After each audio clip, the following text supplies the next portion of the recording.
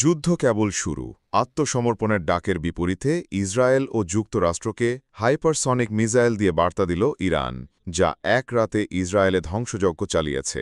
এতদিন ধৈর্যের সাথে শুধু আক্রমণের পাল্টা জবাব দিয়েছে দেশটি। তবে এবার প্রতিশোধের আক্রমণ শুরু হচ্ছে, আর সেই আক্রমণের জন্য নিজেদের আরেক মহাশক্তিধর মিসাইলকে সামনে আনল আয়াতুল্লাহ খামেনির বাহিনী। ইসরায়েলে ফাতাহ হাইপারসনিক মিসাইল হামলার ঘোষণা দিয়েছে ইরান।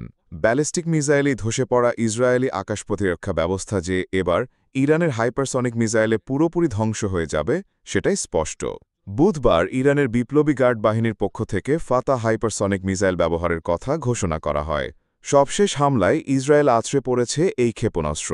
ইসরায়েলের জয় জয়কার তোলা মার্কিন আকাশ প্রতিরক্ষা ব্যবস্থা এই মিসাইলের কাছে সম্পূর্ণ ব্যর্থ হয়েছে বলেও জানিয়েছে বাহিনীটি। ফাতাহ মিসাইল ইসরায়েলের ধ্বংসের শুরু, এমনটাই হুঁশিয়ারি দিয়েছে আইআরজিসি। এর মাধ্যমে আয়রন ডোমকে পুরোপুরি ধ্বংস করে দেয়া হবে। ইরানের নিজের তৈরি এই হাইপারসনিক মিসাইল 2023 সালে প্রথমবারের মতো সামনে আসে। সে সময় আইআরজিসির অ্যারোস্পেস প্রধান আমির আলী হাজি যাদের জানিয়েছিলেন, বিশ্বের যে কোনো মিসাইল প্রতিরক্ষায় ভেদ করতে সক্ষম এই ক্ষেপণাস্ত্র। গতিপথ আর উচ্চতা পরিবর্তন করার অসামান্য দক্ষতার জন্য অন্য কোনো আকাশ প্রতিরক্ষা বা মিসাইল দিয়েও ফাতাহ ধ্বংস করা সম্ভব নয়। গেল কয়েকদিনে ইসরায়েল জুড়ে শত শত ব্যালিস্টিক মিসাইল ছুড়েছে ইরান, যার মধ্যে নতুন ধরনের ব্যালিস্টিক মিসাইল কাসিম ব্যাসিরের তাণ্ডবেই পরাস্ত হয়েছে ইসরায়েলের আকাশ প্রতিরক্ষা ব্যবস্থা।